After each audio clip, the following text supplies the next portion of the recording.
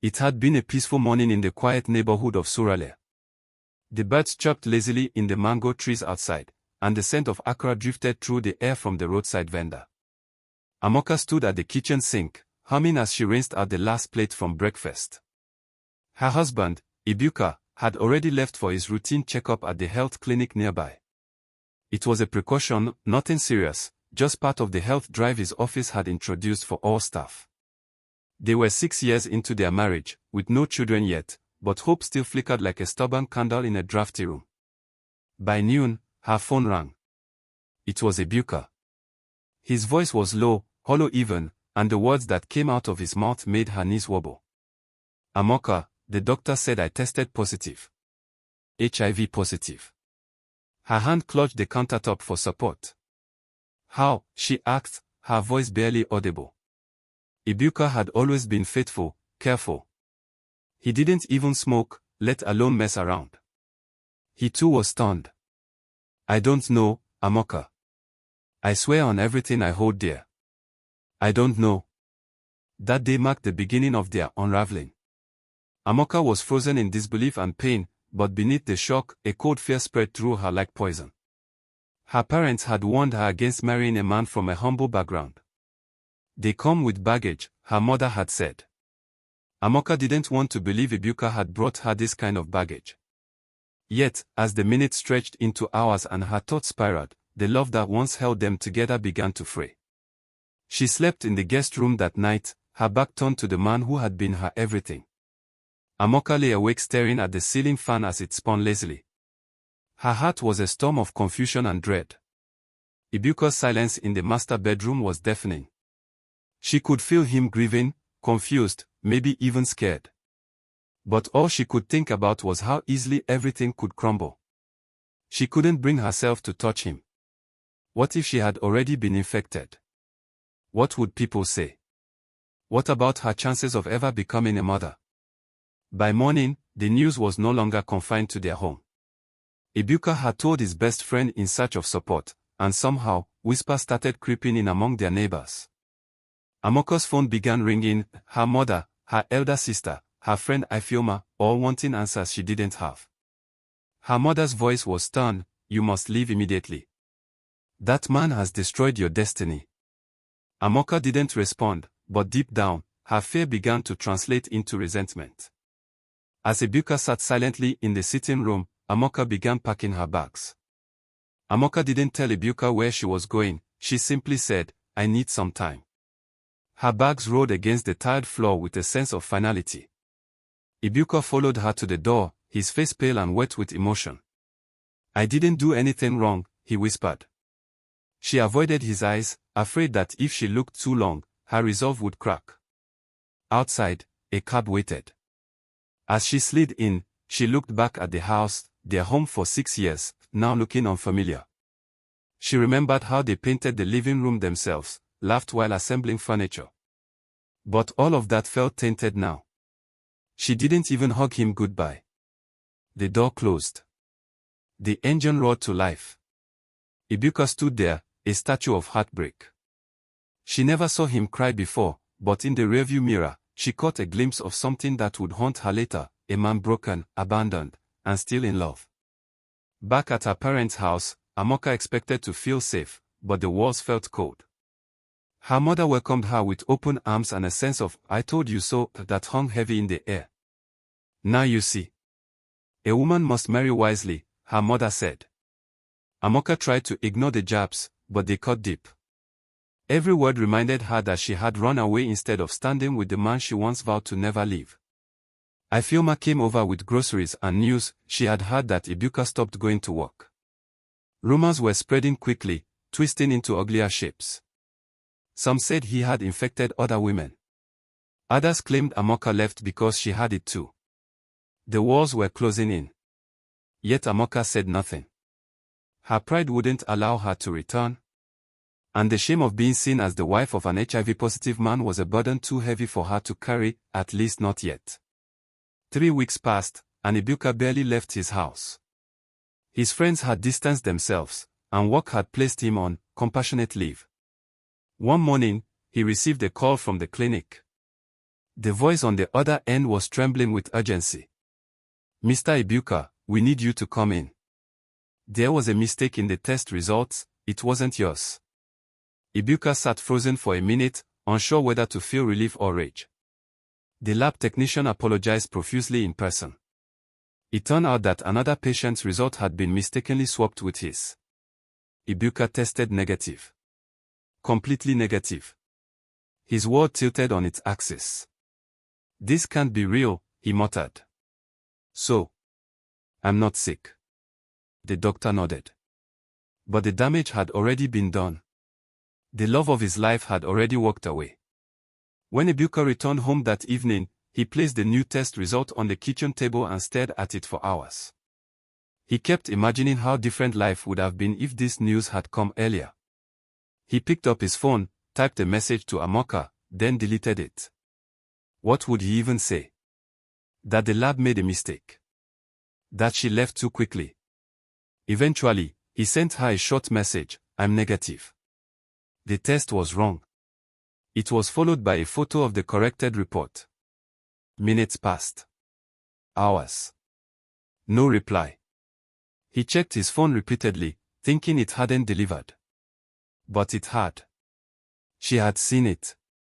Amaka, upon receiving the message, stared at her screen in disbelief. She held her breath and reread it 3 times. Her world stopped spinning. She felt a sickness in her stomach, not from fear, but from guilt. The truth had come too late. Amaka didn't respond. She couldn't. Her pride wrapped around her like armor, too thick to allow her to admit she had acted hastily. Her mother, unaware of the new development, kept pushing her to move on. "You're free now, thank God. Just imagine if you stayed and got infected." But Amaka wasn't listening anymore. She sat quietly, rereading the message. Each time it burned more than the last. That night, she went through their wedding album for the first time since she left. Every photo felt like a slap. She remembered how Ibuka looked at her with so much love, how his friends teased him for tearing up at the altar. And now, she had turned her back on him at his lowest moment. She buried her face in the pillow and cried until sleep found her. But in her dreams, Ibuka was always walking away, and this time, it was her who was begging him to stay. Ibuka had started going out again, but only for groceries and short walks. His phone remained silent except for spam text and reminders. Every evening, he would still cook 2 portions of dinner, out of habit. He couldn't bring himself to sit in Amaka's chair, so it stayed empty. He didn't throw away her clothes. He didn't move her shoes. In some distant corner of his heart, he still hoped.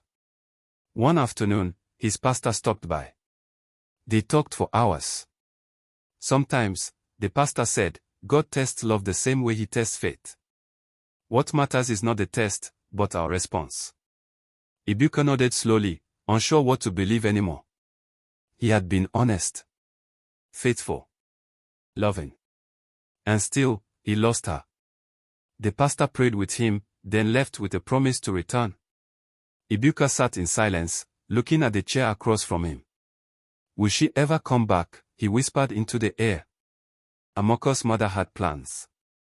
She invited the son of a family friend, a wealthy businessman named Daimeji, to dinner. He's serious. Ready to marry. Unlike that poor teacher you left, her mother whispered. Amaka was furious but said nothing. Daimeji was kind and well-spoken, but he wasn't Ibuka. She tried to engage in polite conversation, but her heart wasn't in it.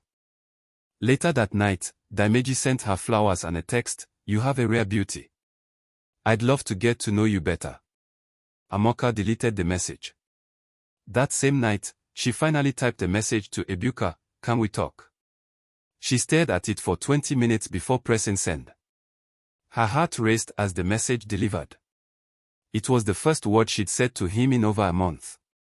Ibuka saw the message just as he was locking his door for a walk. He froze. "Can we talk?" He stared at it for a long while, then replied with a simple, "Yes." "When?" Amaka answered immediately, "Tomorrow evening. I'll come by." His heart pounded. He couldn't tell if it was excitement or dread. Could things ever return to the way they were? The next day, Amaka stood at the door, unsure of what to say or how to start. Ibuka opened it, eyes red but soft. "Hi," she said. "Hi," he replied. The silence between them was filled with unsaid words. She stepped inside slowly. The house still smelled of her perfume, faint but familiar. When she saw the framed test result on the table, she burst into tears. And for the first time since she left, Ibuka reached out and held her. The reunion was awkward at first. Amaka sat on the same couch where they once shared laughter over late-night movies. Now, it felt like sitting in the ruins of something sacred. Ibuka brought her a glass of water, his hands trembling slightly. "Thank you," she said softly, eyes lowered. The silence between them was heavy, loaded with questions, regrets, and memories too painful to unpack all at once. Finally, Amaka spoke. "I should have stayed. I should have asked questions instead of running." Her voice cracked. Ibuka didn't respond immediately. He sat beside her, careful not to sit too close. "I don't blame you," he said. "You were scared." His words were kind, but his eyes carried a pain deeper than anything she had ever seen in him. She wanted to reach out, to take it all back, but she didn't know where to begin. Amaka looked at Ibuka and let the tears fall. "I failed you," she said, her voice barely audible. "I let fear win. I should have trusted you. I should have fought with you, not against you." She wept openly now, her shoulders shaking. Ibuka finally moved closer, resting a gentle hand on her back. He didn't speak, just let her cry. That moment was more powerful than any words they could have exchanged. After what felt like an hour, Ibuka finally said, "I forgive you." It was a quiet statement, without anger or bitterness. But Amaka didn't forgive herself. "How do I make this right?" she asked. He sighed deeply. "Time. And truth." They sat together, two broken hearts trying to remember how to beat in rhythm again. Rebuilding would be slow, but this was the first brick laid. Over the next few days, Amaka returned to the house, not to stay, but to talk. They went for walks, shared tea, and revisited places they once loved. They spoke about everything, how the test broke them, how the silence after was worse than the result itself. Amaka confessed that her family pushed her to leave. "They saw your illness as failure," she admitted. Ibuka looked down. "What about now that I'm healthy?" he asked. Amaka looked ashamed. "Now, they see you as a mistake I need to forget." Ibuka nodded, absorbing the sting. "What do you see me as, Amaka?" She didn't answer immediately. "The man I should have never left," she said. It was the truth. But truths, they both realized, don't erase damage, they just begin the healing. One evening, Ibuka walked her to the gate after a long talk. Before she stepped out, he said, "You can't just come and go. If we're doing this, we need to be clear." She stopped. "Doing what?" He shrugged. "Trying again. Or just talking. I need to know." Amaka took a deep breath. "I want to fix us. I want my marriage back." It wasn't the romantic confession he dreamed of, but it was honest. He nodded. "Then let's start by telling your family the truth. If you're serious about this, they need to know what really happened." Amaka agreed, but fear gripped her. Her parents were proud and controlling. But she had made her decision, she would no longer let them dictate her heart. Amaka's mother was furious when she told her, "You want to go back to that man? What kind of spell has he cast on you?" Amaka stood her ground. "He's innocent. The result was not his. I left based on a lie." Her father was quiet, but her mother went on a tirade, blaming Ibuka for everything wrong in their marriage. "You disgraced yourself running back to a man who doesn't even own a car," she spat. But Amaka was no longer the scared woman who ran months ago. "He may not have a car, but he had me. And I left him when he needed me most. That shame is mine, not his." For the first time, Amaka saw disappointment in her father's eyes, not for her choice, but for the damage pride had done to their family. Ibuka had changed. He was quieter now, more reflective. He had started volunteering at a local HIV outreach center, speaking about mental health and the danger of miscommunication. When Amaka visited him there, she watched him speak with passion and calm strength. "I was once wrongly diagnosed," he told a small group. But the hardest part wasn't the diagnosis, it was losing everyone because of it. Amaka cried silently at the back of the room. This was the man she had nearly lost forever. After the talk, he walked over to her. "You stayed today," he said. "I wanted to see you in your strength," she replied. It was the first time she saw Ibuka not just as a husband, but as a man with a purpose beyond their home. One evening, after a long walk, Amaka stood at the front door and said, "Can I stay the night?" Ibuka hesitated for a moment, then opened the door wider. That night, she slept beside him for the first time in months. There was no intimacy, no urgency, just quiet breathing and hearts relearning each other's rhythms. The next morning, she cooked breakfast like she used to. They talked about fixing the garden, repainting the walls, maybe even taking a weekend trip. Small things. But they mattered. "I want to come back," she said. "Not just to this house, but to us." Ibuka smiled, the first real smile in months. "Then let's build it, brick by brick." Amaka knew that forgiveness didn't mean forgetting. There were still moments of awkward silence, flashbacks, and questions left hanging in the air. Ibuka sometimes pulled away when she reached for his hand. She noticed. "You still don't trust me," she said one night. He didn't lie. "Not completely. But I'm trying." Instead of being hurt, Amaka understood. Trust was a fragile thing, especially when it had been shattered so easily. "Then let me earn it back," she said. And she did. Every day, she showed up. She stayed. She prayed with him. She helped with the community outreach.